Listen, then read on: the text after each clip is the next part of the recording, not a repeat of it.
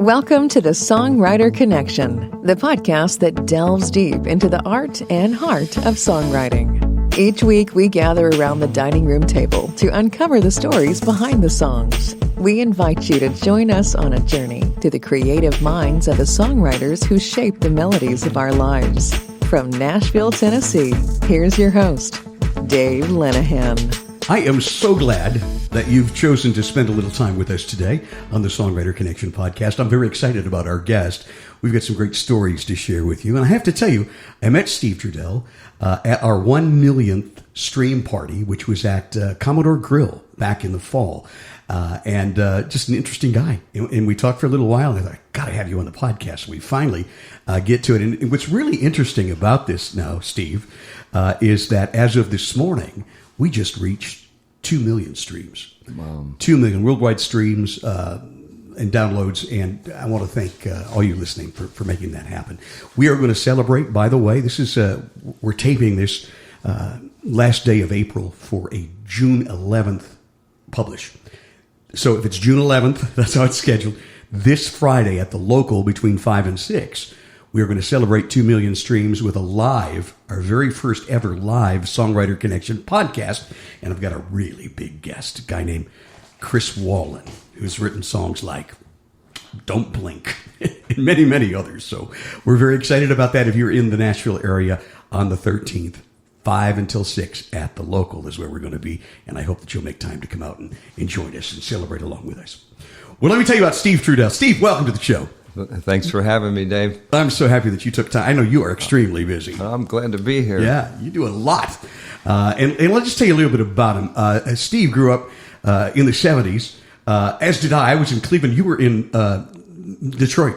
Well, on the road as well. And but on the yeah, road a lot. Yeah. Because your dad, Johnny Trudell, played horns for all the Motown sessions. Yeah, a lot of them, right? Oh, yeah. He was a ranger, contractor. Yeah. You know, he did some conducting, and he was a lead trumpet player there. Yeah, for all those hit records, you know. He was there for a long time.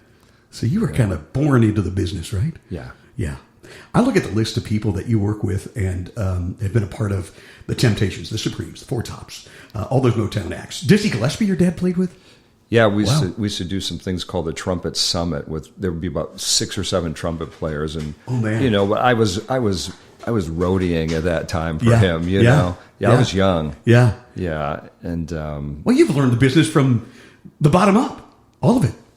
Yeah. It was a progression. You know, from roadieing, you know, to managing his affairs and contracting. Then you know, contracting the orchestras. So, you know, I would roadie as a kid for some of the Motown groups, but later on I contracted orchestras for them. You know. When you talk about contract, you're hiring them. Is that what you mean?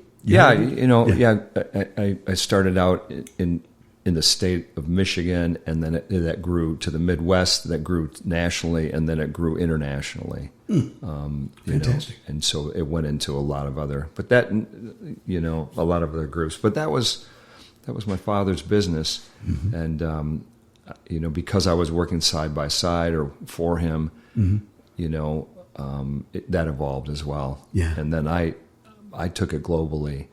You know, and you've worked with the Trans-Siberian Orchestra for like the last 30 years? Trans-Siberian, it's almost 30 years. I'm looking at some of these people that you've worked with in the past. Billy Joel, Josh Groban, Peter Gabriel was always one of my favorites. Oh, yeah. Michael Bublé, Sarah McLachlan, Paige and Plant, are you kidding me? Joni Mitchell, oh man. I did her last tour that was both sides now. I contracted a bunch of orchestras for that. Wow. You know, Vince Mendoza was the conductor, and he did those. I think there's 1 or 2 records there, but I think that was the last stuff that she did that was touring wise. I know she just did some recent things at the Hollywood Bowl and stuff, but yeah. So I don't. Yeah, that's a long time ago. But this list goes on and on. I also see Rod Stewart, Smokey Robinson, that guy who plays with the Eagles, Vince Gill. My God. Oh yeah, I did Christmas stuff for him. Did you? Yeah, Christmas, you know, orchestras, and his wife Amy Grant. I did some orchestras for her too. I just saw him at a guitar show, and we were talking about the Christmas tour stuff a long time ago, you know. But it's probably been maybe well over maybe 400 or 500 artists that I've worked for, you know. Incredible. Whether it's one-offs or full tours or special event kind of things, or you know, so much of that, you know. So you just got off tour, didn't you? I did, yeah. Well, I'm still going right now. I'm doing Disturbed. Ooh. They had a record, Sounds of Silence, and we've been doing that for about 8 years. Incredible voice. Yeah, what's his name? David Draymond. Draymond. He's special. That's a really special band. That band's been around for a long time and really solid. And they go now. People just everybody wants to see them. And this has been a very successful tour for them. Sounds of Silence brought them up to a whole new level. Isn't it? It was interesting, yeah. And I think a friend of mine, Susie Katayama, she wrote that arrangement for that, I believe. And you know, and then you know, the arrangers and the producers, or the David Fosters of the world, they'll write and you know, and arrange and produce, and then, you know, when it gets to the road, when it's time for a tour, then that's where I come in usually, you know, with Trans-Siberian Orchestra and Michael Bublé and Josh Groban. They've all been, you know, neck and neck for me. 25, 30 years. Wow. You know, those guys, you know, all three of those things, but you know. You know, I always thought that the arrangement is a big part of songwriting. And since we're a songwriting podcast, how do you feel about that? I mean, because I know you're a writer too. And so do you think of the way, when you're writing, are you thinking of how you'd arrange it? Yeah. Oh, yeah. I'm thinking about top line, and I'm thinking about lyrics. And I'm in a precarious position. Maybe it's unique or something, I don't know. But I learned about arranging orchestration from my dad and from my uncle. My uncle was David Van de Pitt out of Detroit. He's the one that did What's Going On and records like that. He was one of the younger guys at Motown that my dad brought in, because my father was responsible for the arranging staff, because Paul Reiser was the main arranger there. And Paul was already there, I think, when my dad got there, and which was probably 1959, 1960, 61 in there. You know. 59. And they were, So he was there for all those. He was there until 73 or 4. Oh.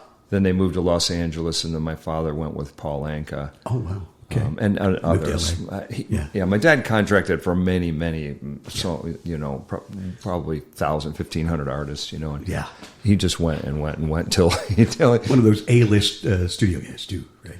He was, yeah. There's a lot of hit records. I hear his work every day, whether it's in a grocery store or you're getting your teeth drilled out in the dental chair. You're hearing Mike Waggerl, you know, or Papa Was a Rolling Stone, or all that, you know. All of those songs your dad he made musical history.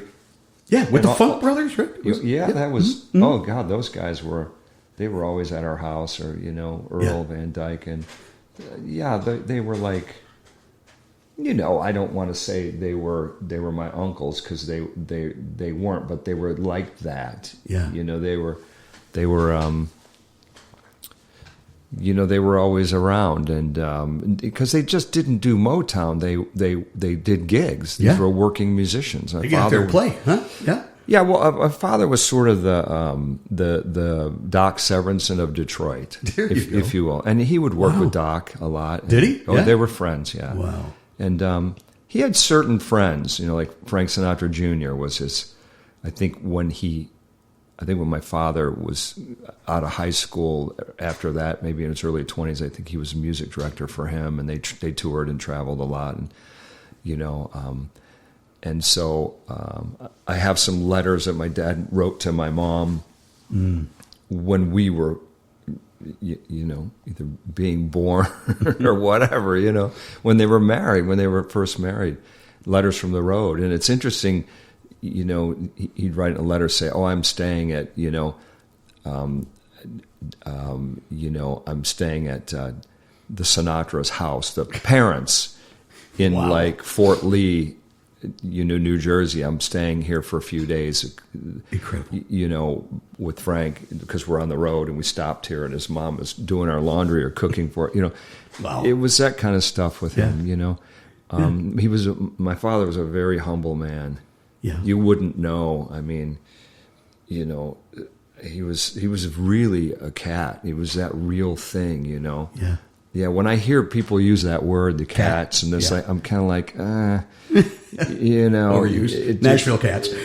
Detroit cats. Well, this guy was, he was part of that. He was, you'd be around him, and Dizzy Gillespie would be there, or he'd be playing a jazz festival or whatever, and your dad had some jazz records out for a while, too. Yeah, he had his own thing too, and I love jazz music. He did a lot of stuff. He just really did it all. He canvassed it, but he had to work, and he had to make a living, and so contracting. Yeah. So if you came through Detroit, if Wayne Newton came or Tony Bennett, or it was a turnover every week, every other week there was somebody, the Smothers Brothers, whoever needed an orchestra, known and unknown, and he did that. If you went to Detroit, you knew Johnny Trudell. You knew that you would get quality players, and then you could pick him up and then go to, if you had to do Chicago or you had to do anything in the Midwest. He would go to Las Vegas a lot and play, but he wasn't doing it where I started doing it. He wouldn't go out and do 50 cities, and he wouldn't go to Russia or China or the UK or wherever, Europe, where I started canvassing. The promoters would start asking me, could you do this, could you do that tour? And the conductors would know of me, and that started up that way. But that door was open because of my father. Yeah. I don't know that I would have chosen that path, right? I don't know. It was very difficult, and it's almost a time gone by now. Right. Only so many, very few artists use an orchestra. It's expensive to do, and I'll bet. And you're sort of the whipped cream after the fact. After someone's kind of made, that made their way, because you wouldn't. A new artist wouldn't go, I'm going to go on the road. I'm going to take a horse. We need to pick up an orchestra or a choir every night. And then they look at these bills and they're like, no. and I did it pretty reasonable for people. And I think that's why we were able to do it. That's good. Yeah. But I do think in the future, it's a time gone by. Yeah. I don't think you're going to see the Johnny Trudells, somebody that does it all and has to do it all. People are very specialized now. Yeah, they are, aren't they? Yeah. I think they are. Mm-hmm. And to be good at all that, be good at, contracting or playing the trumpet and, or writing arrangements, these guys would be at Motown sitting in the car, writing an arrangement. Yeah. I mean, I kind of remember some of that. I was a kid. But you must have some serious cool stories. I remember what's going on. I remember going to the Motown Stewart. I went to all of that because that was recorded at a place called Golden World, which was on Davison in Detroit. It was kind of as a hood. But I remember going with my uncle over to Marvin Gaye's house, and he was married to Anna Gordy, who was Barry's sister. Barry's sister, yeah. And that was on Outer Drive. And I remember Barry Gordy's parents lived across the street there. What a great thing to have your in-laws living across the street from you when you're Marvin Gaye. Yeah. Wonderful. Yeah. Yeah. But I don't... You watched that all come together. Well, I was a kid, and I was only roadieing, I wasn't doing business. I was a boy, I'm 8 years old, 10 years old. But I was observing. I would observe those people like Smokey Robinson. Maybe he'd be conducting in the studio. People don't know that. I don't think that guy would be in there waving his arms, But there were many mighty, mighty men there, too, that I got to know. There was Maurice King. Mr. King was sort of he was the grandpa of all that. He would come to my dad's house on Sundays for dinner always. And he was a force in Detroit. Yeah. You know, he was a guy that had worked with like Billie Holiday and all of that. So I had a history of knowing, that was before my time, but you know, I remember working with people that people don't know of with my dad when I was a kid, roadieing, you know, again. Yeah. I always kind of sort of keep it in different chapters. That's when I roadied and I attempted writing lyrics. You know, I would sit in the basement and write my lyrics, and I had half a song. My dad would be like, and he was successful. Yeah? No, because there was nothing for him to do. He's not going to write a song with me. We didn't you know. But did he write some? No. Yeah. He would write arrangements. Mm-hmm. No, I don't. I mean, maybe, but he was fascinated that I could write the words. He thought I was good at it. And so he would encourage me. When you talk about arrangements like that, and that's something you do? I can write arrangements if someone's there with a violin. I can help write arrangements. I would say, let's not say I write arrangements. Okay. That I hear it in my mind. I hear what's going on there. So like when I would work with my uncle, David Vanderpit, he was a master. But I would sit with him and sing to him.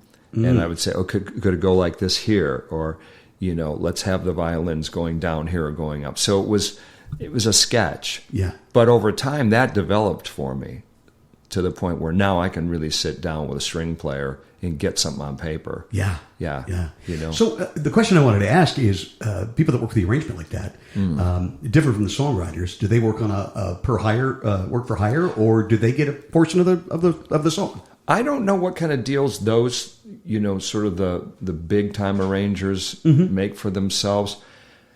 But if I'm hiring somebody, I've hired many arrangers, you know, I've hired many conductors for tours.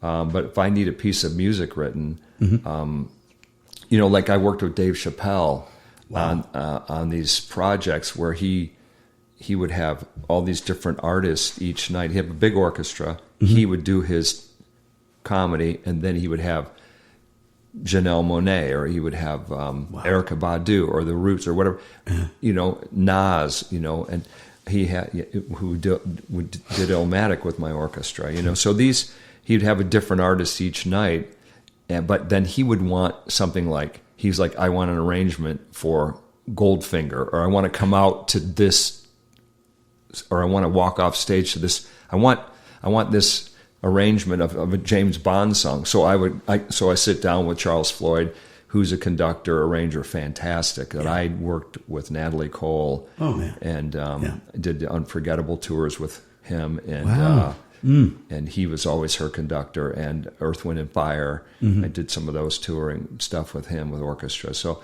I knew Charles from my dad's days. Yeah, and he's fantastic. He'll conduct the Boston Pops and stuff like that. But you know, when you need that type of writing, Charles can write anything, and he can conduct it. He's so good, so you know, so I would go to him and say, look, you know, Dave Chappelle wants this arrangement of this, you know. So I'm hands off at that point. I just make. I'm doing the business of that. I got you. Yeah. So I wanted to talk about, we talked about how the arrangement is so important to the song. And one of the first lessons through NSAI, we talked about My Girl. Okay. Yeah. So again, back to the Motown days. Where would that song have been without the dun, dun, dun, dun, you know, that little riff, that little piece that was put in probably by the Funk Brothers, right? On the spot. Yeah, that was Smokey Robinson, man. You know, that guy wrote that. I don't know if he co-wrote it with somebody, but that was his stuff, man. Yeah, and then you have you have the horns coming in, and that was probably Paul Reiser that wrote that horn arrangement. There's a video of that you can find online. There's an actual recording in the studio that day, and you can see my father there. Oh wow! With his trumpet, you know, it pans by. You can see Smokey's conducting, and you see everybody in there. What I remember about that in that original little studio in Detroit, where they have the museum and stuff, was that the whole house, they would all cram in there, and like they would have, you know, there were people that from the Detroit Symphony, what was his name? He was the guy that my dad brought into that. My father brought the Detroit Symphony there. Jeez, that's awesome. And all that. He got things organized there. He was doing his thing. But he brought a lot to that company. He's an unsung hero there for certain. And there was a man called Hank Cosby there who, he wrote Tears of a Clown, things like that. But Hank was a contractor there too. But Hank was one of those guys that did a little bit of everything. I just, all those mighty men that were there. That's what you grew up. I got to see that. Yeah. But then things changed for me, and the Jackson 5 came into it, and I really loved that. My dad took me there to meet them, and wow, like I was a kid then. Huh? Yeah, I remember that specific day when we were having dinner. Like I was across from my dad, like you were. Same thing. I can remember it clearly. Uh-huh. I don't know how old I was. I was a little kid, but my dad would come home, and sometimes he wouldn't be in the best of moods. He worked so hard, and he'd have to go play. He had a show band at the Rooster Tail. At night he's working with Tony Bennett and all that, and Les Paul and Mary Ford and Peggy Lee, and they had a turnover there. So he had the show band there. It was a dinner theater on the Detroit River, and it was nationally and internationally known. It was called the Rooster Tail. So he had the Rooster Tail band for 15 years too. And they had the fountains and shit behind the band, and they had all that going, and it was wonderful. So he's coming out of Motown, and then he's exhausted, and he's going to do that. Yeah. He worked a lot of hours in a day, didn't he? As many hours as you could have. That's a special person there with a lot of passion. And his whole life. He's no longer with us, right? He passed. Yeah, he passed a couple of years ago. Yeah, and I want you to look him up if you're not familiar. Look him up. Yeah, and your uncle too. David Van de Pick. Yeah, there's some really cool pictures online I saw recently of my uncle and Marvin Gaye and working on What's Going On. He's sitting at his piano in his living room at that house and they got those cigarette ashtrays filled up and shit. And these guys would drink scotch, and my dad didn't smoke, but my uncle did, and that's what my uncle passed like 60 something years old from smoking. He was really, I think, one of my father's favorite arrangers, and they were like brothers. Were they? Yeah. If David could write it, Johnny could play it. So I did get everybody together though. Many years later, you did a reunion thing. I did a reunion, and it was at the time where this guy Al was making Standing in the Shadows of Motown, which was a documentary movie kind of thing, Yeah. And we had gone to see that. My uncle and my dad were originally involved in it, but they didn't care for how the business of it was going with this guy, and I don't know how much they believed in him. Al was a nice guy. I talked to him a couple times, and his heart, I think, was in the right place. But I can't speak for Al Slutsky, but he's a talented man, but I think when you get into a situation, you start opening Pandora's box.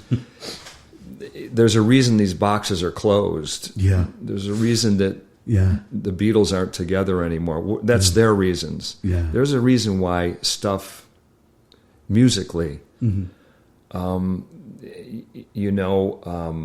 it's funny with music because people want it to go on and on and on. And I've always had kind of a different opinion, but I don't tend to live in the past too much, although it probably sounds like I do. Talking about the We're past. talking about this, Well, yeah, I'll talk about it and stuff, what I know about it, but I didn't make the Motown records. My father did, I was an observer, but I did work for him, and all those men learned knew a lot. Me. Well, the men knew me, and then they would have me work for, like, Jimmy Wilkins had an all black big band out of Detroit, and they were awesome, man. Yeah. And Jimmy and Ernie Wilkins, they were arrangers, and Ernie lived in like Switzerland or somewhere. He was a sax player and arranger. He was a known dude. Yeah. So these are all these different people and all these different backgrounds that I could go work for and roadie for. Man, I can't imagine you're just absorbing all this. Yeah, and I was absorbing it. But I was listening to your T-shirt. You got my your Quadrophenia. Yeah, which we can talk about that because I did that. But you did this tour. I did Quadrophenia with Pete Townsend. Yeah, did you really? Yeah. But that was later. But that's when I was doing my own thing without my father. When did you start doing your own thing without your dad? When did that all? It's about 17, 18 years old. No kidding. Yeah, there was a man, Maurice King, that I mentioned from Motown. He was a conductor for the Spinners. Yeah, which was a cool group. Sure was. They were a Motown group, but then they were Atlantic Records, and that was more Philly driven. Yeah, but they were all Detroit guys. They lived. I think they lived there, but this was the original Spinners. Felipe Wynn and then he. I think he passed away. Then there was what's his name? The other singer. Boy, he was great. He did stuff like Cupid and all that. But that was my first contracting job. With I contracted like 12 horns for them. But they were my dad's people that I contracted. So it was. But I got the job, and then afterwards, Mr. King called my dad, said he did a good job, and I got paid, and I was like, so I went from making $35 to making $400, and that was awesome because I had a Chevette and I had a pickup truck with a hole in the floor, but boy, when you had all that, I got a lot more girls with that kind of stuff. I'll bet you did. Yeah, you buy a sports car, you're not getting any girls, but if you have a Chevette. Or if you have a pickup truck with a hole in the floor, you're getting girls. Because they're going to save you. They're going to, I feel sorry for him, I remember the first Corvette I had. We had a Chevette. We had this old Chevette. And we rode it into the ground, Yeah. And we were trading it in on this Corvette that I absolutely fell in love with, And I remember the salesman go, "You got anything to trade?" I go, "Well, yeah, I do." He goes, "What do you have?" So I got a Vet. Yeah. 1980 Vet, which... He goes, "That's good. 19. How many miles?" And I was like, did I mention it was a Chevette? You're right. Yeah. He died laughing. Absolutely. Yeah. But that was what was going on. Yeah. I was working for my dad, and then I got a contracting gig. Mm-hmm. But something happened that I feel like was pivotal. There was this? They were building in this arena called the Palace of Auburn Hills, and the Pistons played there. The Detroit Pistons, and it was a very successful place. Sure. They had that building. They had a place called Pine Knob, which is still there. And that palace was just recently leveled. And the Pistons moved down to Detroit to Little Caesars Arena, which is a bigger place. Yeah. But pizza. And exactly. But there was a place called Meadowbrook, which was about 5,000 seats, an outdoor venue. So they had these three venues. And these gentlemen, Bill Davidson, who owned Guardian Glass, and these other gentlemen that my father played their corporate gigs and gigs at their homes and stuff. These were really prominent gentlemen in the Jewish community. And my father was sort of their orchestra guy. His big band, because he had this big band that did corporate gigs and weddings and things like that too. So he had a lot of irons in the fire. Sure. It was tuxedo. Everybody wore, the music stands and all that. And so I roadied for that, and I booked it too. And you booked it too? I started booking that, and that's when I started really coming into your own. Well, yeah, because Yeah. Yeah. Oh, yeah. And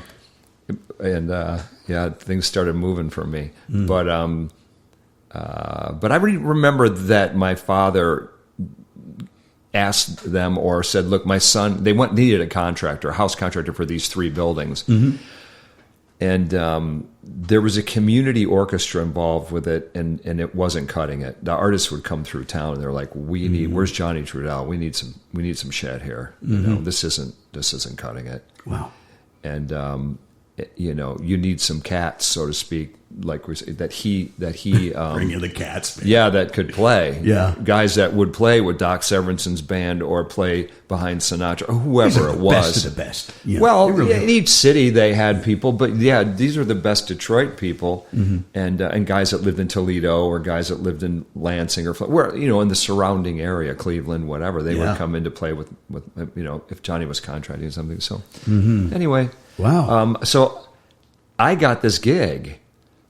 my father sent me to a meeting with this man, and he looked at me over breakfast, and he was like, "No, I'm hands off here. You're too young. You're not getting this job." And I was like, "But I could do it. I know what to do." You're how old then? 17, 18, 19? No, about 20. 20, early 20. Early 20, yeah. Okay. 23, 24. Hey, the Beatles, man. How old were they? Whatever, yeah. But somehow this man changed course in a matter of a half hour at this. His name was David Hermelin. He was a really cool guy. Yeah. He was a philanthropist, a real estate mogul. This guy was a force. Wow. And he'd have these political dinners at his house, and he'd have presidents over and all this shit. And my dad would play, and I'd roadie, Crazy.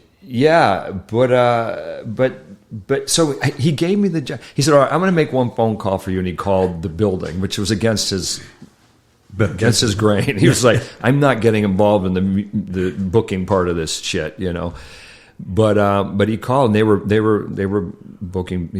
This was an arena, and so it was a lot of it was a big deal. Huh. And I got the contracting job. That's awesome. I guess they felt. I don't know that it was political for him to call or what. I'm sure it was, but I did it, and that turned into a lot of relationships for me, and that's where touring started out of there. It gave you a chance to really prove yourself, didn't it? Yeah, because the Moody Blues came through, and I did one orchestra, and they're like, "Could you do some more for us? Would you go to like Cleveland? Would you go here? Would you go?" And I was doing this, with no cell phone, no computer, nothing, and I'm booking 85 musicians. And you're like, "Yeah, I can do this," and I'm thinking, "Can I do this?"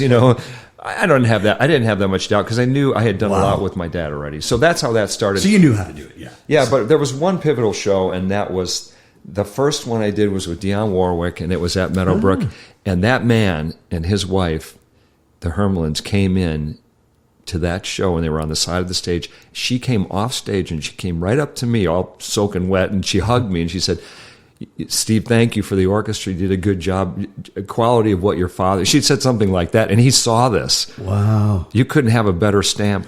You couldn't. No. The endorsement. And so, endorsement. And then from there on, it turned into. I contracted that building till they tore it down. Unreal. Yeah, 25, 30 years or whatever it was. Yeah. But a lot came out of there, and I got to know a lot of the promoters, and I got to know the Live Nation people, and then they started asking me to do things, and. There were opportunities, the Rod Stewart thing and Page and Plant, that they gave me dates and to do contract, and there were gracious people. Mm-hmm. There were people that would help people. I'm really big on that. That's really important to me.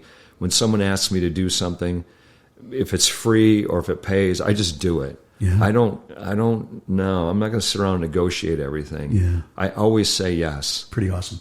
Yeah. You have trouble saying no like me? My wife goes, "You got to learn to say no." Oh, yeah. No, I've always been sort of freewheeling, and never had children. Never. I've always been like a monk. I'm devoted to this, and and this is what I do, and it's your life, and it's part of your life, and it's does it define me though? You got to be careful with that, because I can be a workaholic. Yeah, so, good. Yeah. But again, we always talk about here on this podcast, we preach a lot about you got to have the passion for what you do. How bad do you want it? Your dad worked how many hours a day? You worked how many hours a day? I mean, and you did it because you had a passion for it, and it wasn't just the money; it was the love of music. And you got to meet a lot of great people, and you've done some magical things. So I know we've talked a lot about what's in the past. So I want to talk about things that you're doing now, and a bit about your writing and your writing style. But I got to take a little break. So don't go away. We'll be right back. Steve Truedell's with us. You're listening to The Songwriter Connection with Dave Linehan. Find us on Facebook and YouTube at The Songwriter Connection Podcast. And find Dave at thedaveconnection.com. Now back to the show with your host, Dave Linehan. It's such a pleasure to get to sit down and talk with Steve Truedell, our guest today. By the way, if you're listening on YouTube, and we're out there, even though we're not a video podcast, we always publish on YouTube every week, and that audience is growing there too. We're hoping someday to be able to monetize there. So it's very important. It means a lot to me if you just hit that like button and the subscribe button there, and you'll never miss an episode. and that helps me more than you'll ever know. We're talking with Steve Truedell, who has worked with all of your favorites. I mean, just about name an artist, and this guy has contracted with them, helped to put a show together. He's traveled all over the world, and Steve, thanks again for taking time to sit down around the dining room table. My pleasure, Dave. Thank you for having me. You do a lot of writing with this Elton guy, Davy Johnson. No, right? yeah, but I don't write. Let's be clear. I don't write songs with Elton John. No, with Davy Johnson. Davy right? Johnson, yeah. He's Davy and guitar I've player written a lot of for years. songs together. He's one of my best friends, and no, that throne belongs to Bernie Taupin over there. You know, I've met him a few times, and he's not a friend of mine or anything like that. I don't really know him that well. Yeah. Everybody else there I know, you know, and how'd you and Davey get together? I lived in a house in California with a guy named Jace Smith, and Jace, funny enough, he's best friends with Rick Springfield, the music artist. So he spent a lot of his. So I met Jace through doing a corporate gig in Las Vegas with my dad's orchestra. Oh, that's cool. I met him at a recording studio, and he said, "Hey, man, I got this house, and you want to write some songs in California?" And I was like, "Yeah, I was writing some lyrics. I wasn't writing melodies. I wasn't involved in it like I am now, you know. But I had a bit of a knack, I guess. I had a knack for writing lyrics. Something was brewing there, you know. But I went out there and I moved into a house with him and a couple other guys, and he was doing his own thing away from Rick Springfield. Jace was a good songwriter and a singer. He was an artist, and he was good looking, and he was cool, and it was a certain time and place. It was California, and we hit it off, and we bought motorcycles, and we started just living the life out there. And it was funny because I was working for, you know, my father and Tony Bennett and all these Connie Francis and all these, you know, these Liberace and Bob Hope, and I was working for these different, you know, people with my dad's orchestra, and I told my dad, "Look, I'm going to California, and I'm going to be a songwriter." And he's like, "Yeah, you go ahead." So I'm leaving success for no success, for a struggle. It's a big job. And all I had was lyrics. I had nothing to go on, man. Dang. I think, well, how naive was that? But I had a good time with Jace. Did you? Yeah, and this he wrote some great songs, did you? We just wrote a few songs together, but it turned into riding our motorcycles around and going to parties is what it turned into. It wasn't what I wasn't doing anything, you know. You were living the rock star life, basically, kind of. I don't know what I was living, man, but you know, we were reasonable looking, and we had motorcycles, and we didn't have a lot of money, but we lived in this house with a couple other guys too. So there's like 4 guys living in this house. So, you know, that was that. And then, but somehow this woman who Jace was dating knew Davy Johnstone from Elton John's band, and so he was going to produce Jace's record, which he did do. So I went to this house. Yeah. Which was owned by Chuck Norris's wife. No kidding. Weird situation, I guess. But I don't know. I didn't really know. There was a bunch of people there, and they had kind of a small record company, and they had a recording studio. It was a nice place. And I just went over there. I didn't know anybody, and I would just sit there, you know, and just watch everybody. But Davy Johnstone was there, and he produced Jace's record. And Elton John came there that day. Wow. One of those days. Yeah. And I met him there. Huh. And he came to listen to Jace's record with Davy, and, you know, they were all very nice. Wow. And then Davy said to me, "Hey, I hear you write lyrics." Jace told me. Jace was always a very generous person as far as connecting with people. He loved to do that. We're still friends.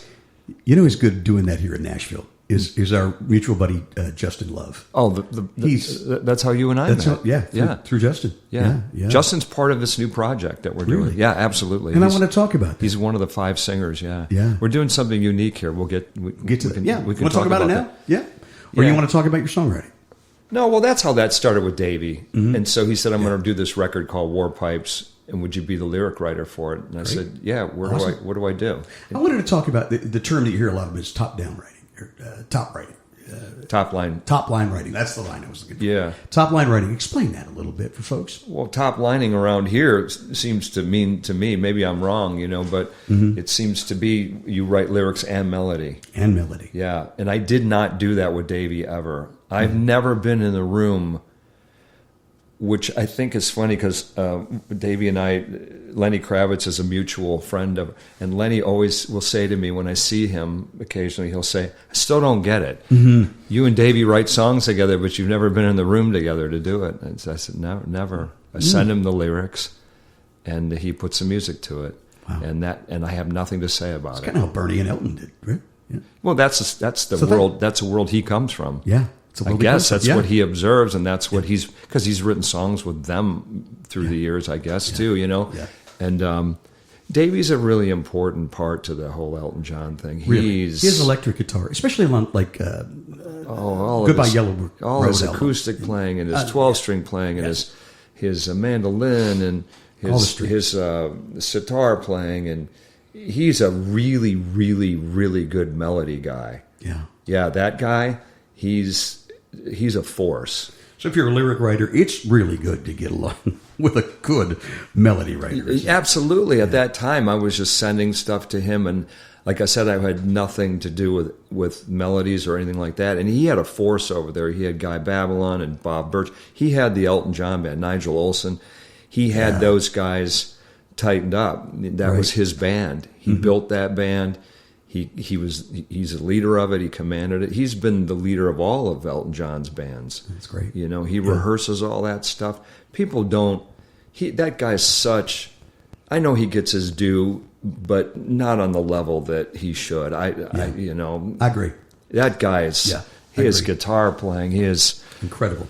Yeah, and then when he and I would get together, it was pretty magical. We really saw eye to eye on the lyric thing. And I was a title guy, and you couldn't have a better training ground. He taught me a lot. Yeah, He would look at a lyric and go, well, I like the title. And, I think this is pretty good. I'm giving it, this one will be, he's going to really like this one. Right. And then he'd be like, well, tear it up. Let's rewrite that verse. And it was psychology, but he did it. He had such a good bedside manner with people, with his musicians and his band. It's kind of a mentor as well, Yeah. And I've seen him around Elton John, how he handles that as well. And, he's a force, man. He's a beautiful, beautiful human being, and he's a beautiful music director. He's a level of my father and all those guys, and I introduced him and my dad. They became friends. Did they? Yeah. They really admired each other and loved each other very much, always, for many, many years. Fantastic. But that's the same level as my uncle Davey. And then enters David Paich into that mix too. He's Toto. Yeah, David's one of my best friends, and he's that's another force, songwriter, arranger, melody player on a level that you just. So that's where the bar has always been there, because I came out of my dad and in my uncle's world. And to go to that, then to go to Davey's world, and then so it really trained me. And then I met Brad Davis, a songwriter in Nashville.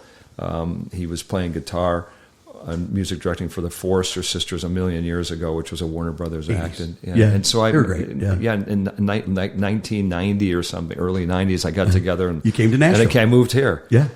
And I hooked up with Brad Davis, and we started writing songs together. We thought we were good, but we were not, So the Davey thing actually came right after that, and so then I went to California and worked there for a while. So I would go back and forth out of Nashville all through the years.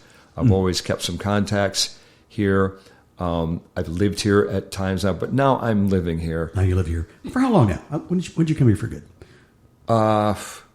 Well, it was about two and a half years ago. Really? Yeah, Okay. I came back to and still knew some people. And then Brad and I got together again. Yeah. Which was really cool. And Jimmy Mattingly, who lived in this house with us over in East Nashville in the 90s, He plays fiddle for Garth Brooks and for Dolly Parton. And for Dolly, yeah. Those are his two. Yeah, Jimmy's a force. So I rekindled with those guys. I went over to Blackbird and I decided to maybe Blackbird's a great studio. We could sort of back up on something here. Go ahead.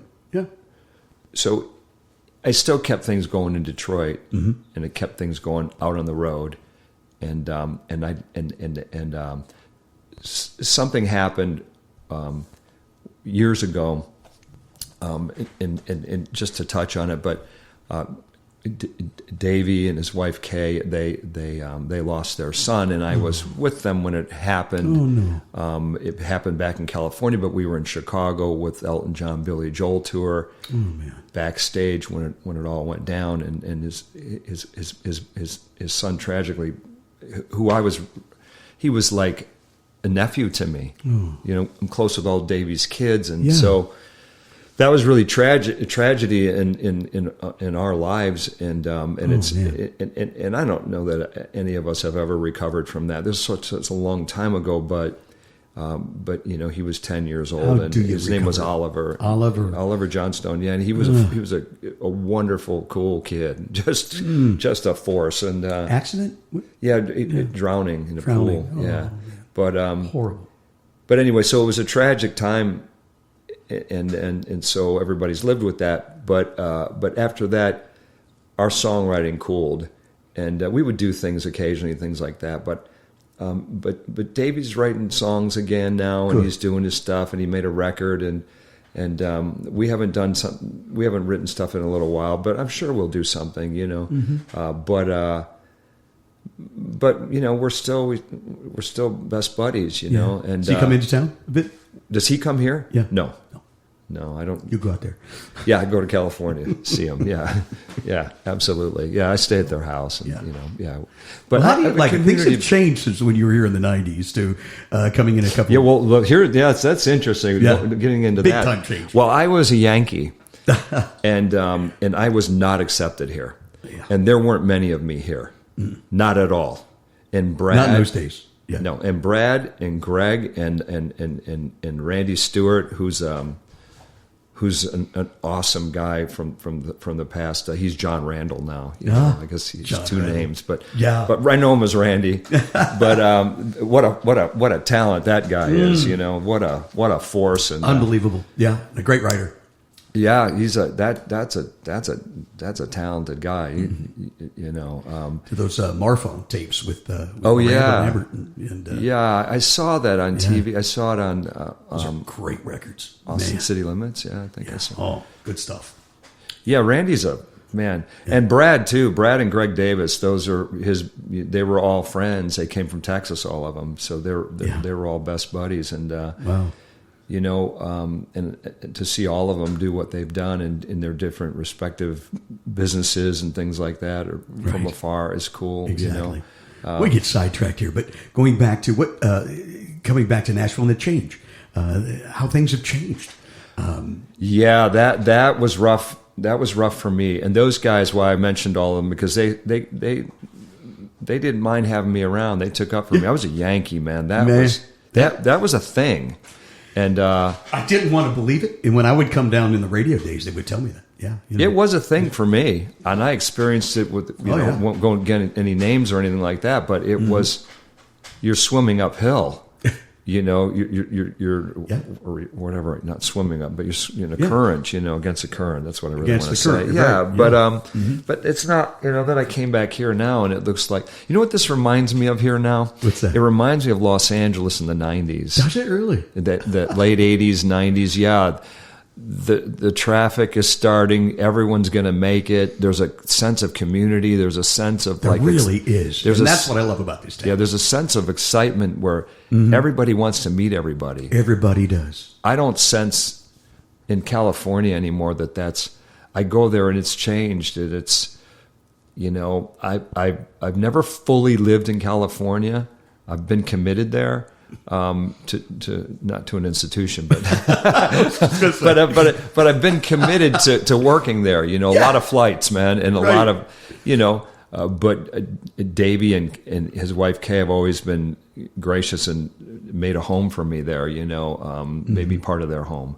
So I just never bought a house there and really put down roots in that way.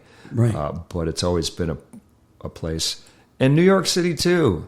There's a whole other world there for me. You worked at all of the major music capitals. In London, yep. In England.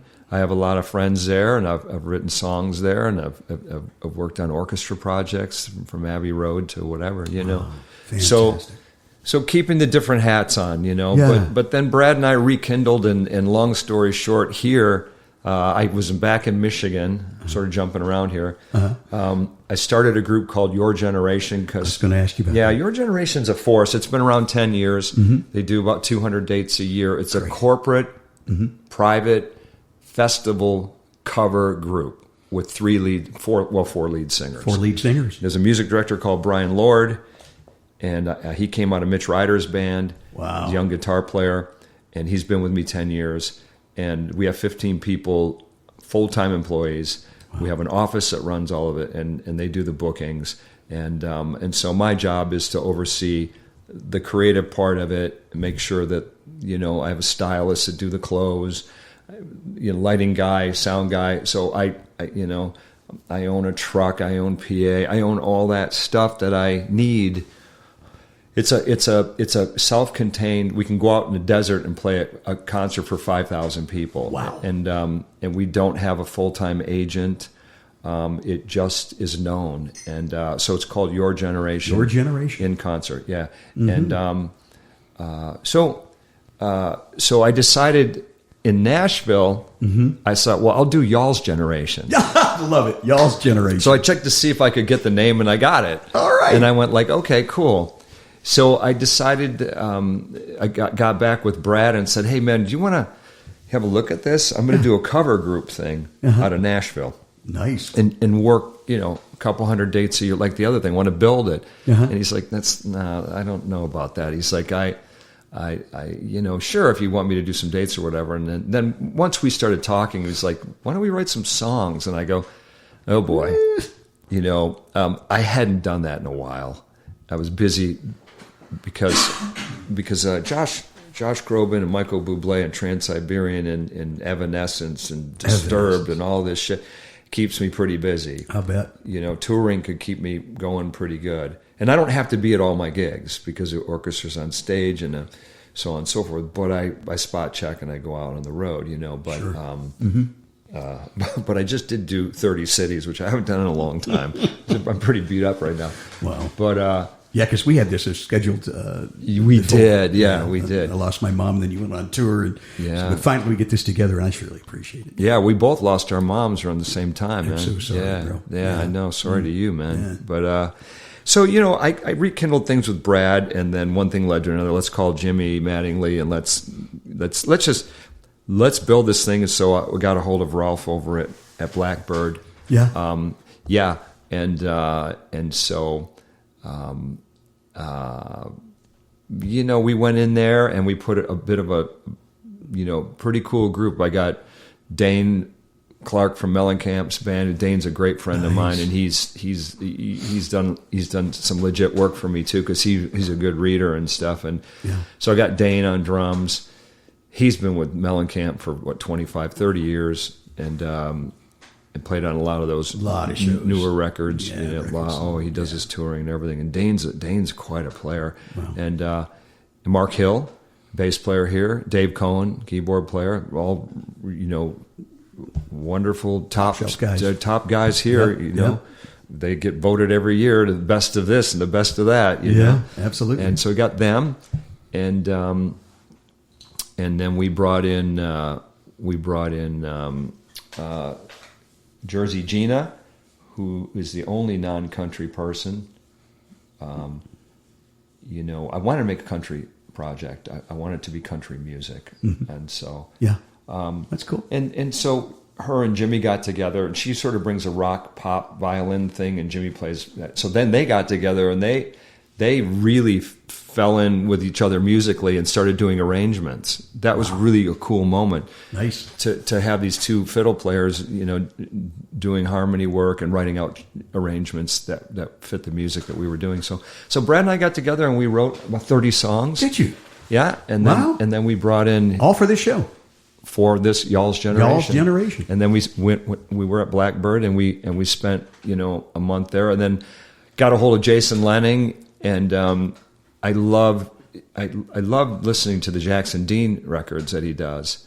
And he's partners with Luke Dick, who I admire his work. I don't know him, but certainly admire what he does. Yeah. And they're buddies and they're partners or whatever, and they do their thing. Wow. But and Jason's a guy for hire, and he produces, and he's one of the top engineers here. And he's from the Lenning family, which is legend. Yeah. His father and his brothers and all that. Yeah. So to tie up with him, we had a lot in common, and we became very good friends. Awesome. Out of that. So it's nice when if you're working together and you get a friendship out of it. Unexpected, very unexpected with him, Yeah. I figured we'd do something together and I'd see him around. Yeah. And, but it's not the case, so we became friends and that's great. Yeah. And we spent time. So you ready to take this one on the road? No, we're getting there. Getting there? We're getting there. This is really turned into a thing. If Jason was here, he'd be like, yeah, this has really turned into a thing. Yeah, but we keep going, and it's. But like I said, it's 24 songs, and so now we're getting ready to put sort of the icing on the cake. We're to put some, again, very much keeping this one country. But what sets it apart is it has 5 lead singers. Oh my! Yeah. And they're all handpicked here. 5 dog night. I found them. I went out and met them all and found them all. And who do you got? Can you say? Yeah. I can tell you. So we have Justin Love. Justin's amazing, guys. We have Randall. Randall. Been on this podcast a couple times. Yeah, we've had Randall Fowler. Wow. We got Randall. Randall's an interesting guy. He just did one of the was American Got Talent, or 3 of them went on the road together. He's a big singer. Singers are kind of a thing for me too, for contracting, because being part of Trans-Siberian Orchestra, we have a lot of singers. Yes. We have a lot of musicians. Yes. And to a degree, there's a turnover. So I'm always looking for talent. Wow. So if you're out there anywhere, give us a call. But I'm always looking, and in every country and in every state, and I think my database is probably about 40,000 musicians globally. Wow! Now. So incredible. Yeah, it's that about that. Yeah, it's that much. But so and you try to keep 3? up with them. So the other 3, you've got Kimberly Dunn. Kim is a singer out of Texas, and she travels around a lot and does her thing with her husband. They have a band, and she's one of the female singers. Great. And then Kendra Remedios.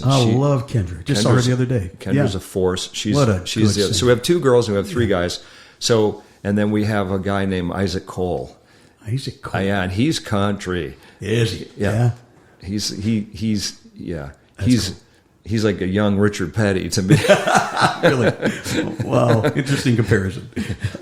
No, he's a young man. They're all younger people, and they're a force, and together, they're Fleetwood Mac, man. They're the Eagles. They're that level of, and we've been bringing them in, and Jason and I have been producing them, and Brad Davis is, producing as well. So the 3 of us are. That's so cool. When you're ready to get this on the road, well, we got to get it in here. We got to get it done, and then we're going to film it. There you go. With a small orchestra. And we're probably going to film it either at the Ryman or somewhere like that. I don't think we're going to have an audience, although probably within that week we'll do an unplugged show at Listening Room or something like that, and we'll invite people to see what we got, and we'll introduce it that way. But it's going to be, it'll be with one of the big management companies. It'll be a major label. I'm connected to a few things doing what I do. Imagine. And so we'll take it there, and we'll see who. I'm already talking with some people about what it is, but it's called Y'all's Generation. Y'all's Generation. Yeah. I love it. So we're great idea. We're doing that, and then Jason and I are going to produce a single artist, which it's really not my thing. You know, I like these conglomerates more. You know, they're more a pain. They're more difficult to deal with, and they're more expensive, but they're unique. Yeah. You know, and if you find success with it, as you can see with Trans-Siberian Orchestra, something like that, you really find it. You know, it can really have legs. You know, because you're not dealing with one singer's decision. And I love artists. Yeah. But you know, the day is based on, you know, how's so and so feeling today? Well, he's got a sore throat. Yeah, well, good. We got 4 other singers, so he's going to sing their songs tonight. And your generation's been that way. Absolutely. We don't miss a gig. Yeah. We don't cancel nothing. We've never canceled a date in 10 years, and we average 200 a year. So that's the plus of that. But trying to keep that together is a challenge. Yep. You know. I'll bet. But this is going to be interesting. That sounds like it. And these people could get to it. And but finding the right song, the right fit. So when they come in, the interesting thing is that we wrote the songs, we demoed the songs. Brad sang them and demoed them. We use him as our demo singer, even for the girl songs. You know, really, yeah. But it's contemporary country music with a very traditional flair to it. So we cover it's y'all's generation. So what generation are you from? Yeah, we want to touch on all y'all. We touch on a little bit of this, a little bit of the past, a little bit. Cool. You know, it's 3 things. I would think the Ryman would be the perfect place for that. I used to work at the Ryman, and I love that place. So if we can, you know, make a rental deal with them and go in there and film for a couple of days and do our thing and bring in orchestra. Oh, make it happen, man. So it's going to be an interesting way to kick it off. Yeah. And I'm very determined. And, I do all this on my own. I've been a one-man show. And, from financing to music to all of it. And so I don't know if I'm any good at it, but I'm not looking for any, I didn't throw a fishing line in the water either. You do, I don't care who you are in our business, in our world. Yeah. You do wonder, nobody knows how any of this works. And then we all know how it works. Yeah. There's an intangible to this. Right? There surely is. Who knows what a hit record is? People ask me that all the time. I have no clue.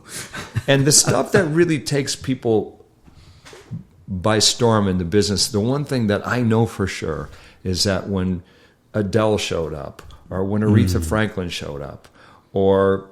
Name the genre. You could do Garth. Right. When he showed up, I remember meeting him at a radio seminar with Brad when we were quite young and thinking, like, this guy's from Oklahoma.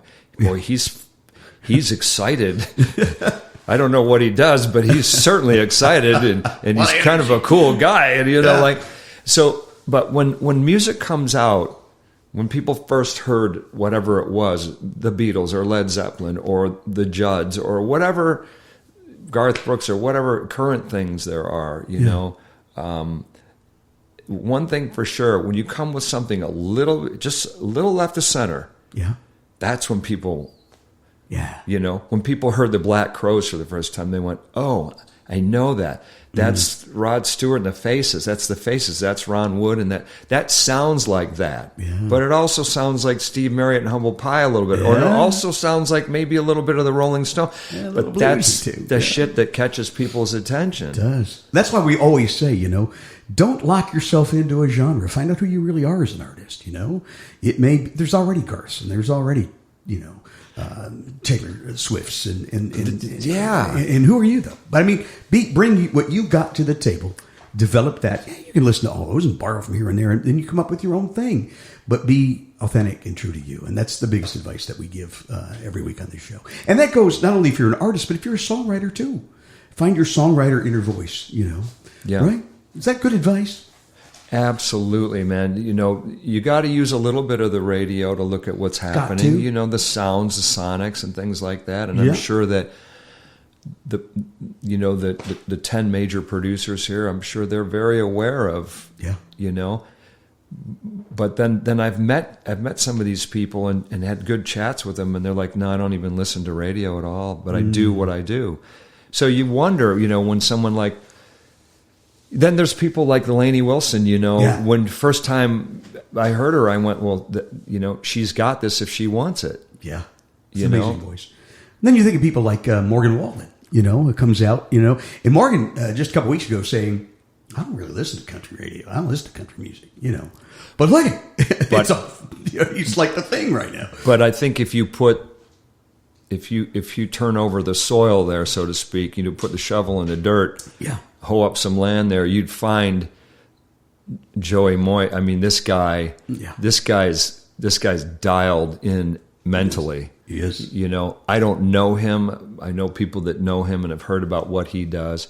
But if you get into these producers here, when I listen to what Randy's doing, what he does with Randall Lambert, and the sonics that they use and the things it's interesting stuff. It really is. They're really Parker McCollum's drum. His drum sound alone to me is and that's probably Randy with his engineers doing his thing, Absolutely. But when you hear someone like Lainey Wilson show up, you go, okay, that's next level. Yep. That girl has the career if she wants it. Yep. As long as she wants it, it's there, That's the other thing. And then you start dealing with artists and temperament, and you start dealing with having 5 singers together. It's a handful for me. Do you really want all that? Yeah, but then then something like Your Generation, it's worked so well, and we'll lose a singer once in a while, and we'll replace them with someone better or someone same as or whatever to try to keep a quality up. But trying to keep the quality up when you're dealing with that many people, it's like an orchestra. Yeah, But it's all I know. Yeah, and it's the way I do. That's the way I do what I do. And you've been so successful, and I'm sure you will be with this. So I wish you all the success with this. Keep me posted on because I want to come see that show. And if you ever want to do a little, acoustic unplugged around this table, we could do it. Yeah, I've done it. We'll do it with the 5 singers. Exactly. That'll be killer. We could do it. Yeah, absolutely. Yeah, we're going to be doing a bunch of interesting things with them. Yeah. Once we get rolling, but we got to get this. We got to get this music done. Yeah. And we're going to go back over to Blackbird and record the orchestra. You should. Yeah. When we do that, come on in one day. I'd love it. And absolutely. Yeah, absolutely. Okay. How do people reach you? Do you want to be reached? People can reach me by my email. That's really the way to get me. Yeah. Send me an email, stevetrudell@yahoo.com. There you go. Yeah. And you've got a webpage out there? Well, I have a website, but I do have Your Generation. Check it out. Your Generation in Concert. That website, people can always reach me. My assistant is on there. She handles a lot of our stuff through the office. We have a full-time office that we run, and that's it. Yeah, but good. I'm always looking for singers, man. There you go. That's why I asked. Yeah. So we're always looking for different projects, So very cool. Yeah. Steve, thank you for your time today. I really appreciate it. Really good to sit down and talk with you, get to know with you, and appreciate all the old stories and stuff. I appreciate you, man. And keep doing what you do. We ain't going to stop now, I'll tell you that. Quadrophenia, man. Quadrophenia. We didn't even get to that story. Love rain or me, man. You bet, man. Love it. Steve Trudell, our guest. Thank you for joining us. And folks, thank you for joining us too at home or in the car, wherever you are. And as I always say, right on. WRITE. We hope you enjoyed this intimate glimpse into the world of songwriting and found inspiration in the stories shared by our talented guests. Remember, the magic of music lies not only in the notes and chords, but in the emotions and experiences woven into every lyric. Until next time, keep listening, keep creating, and keep the melodies alive.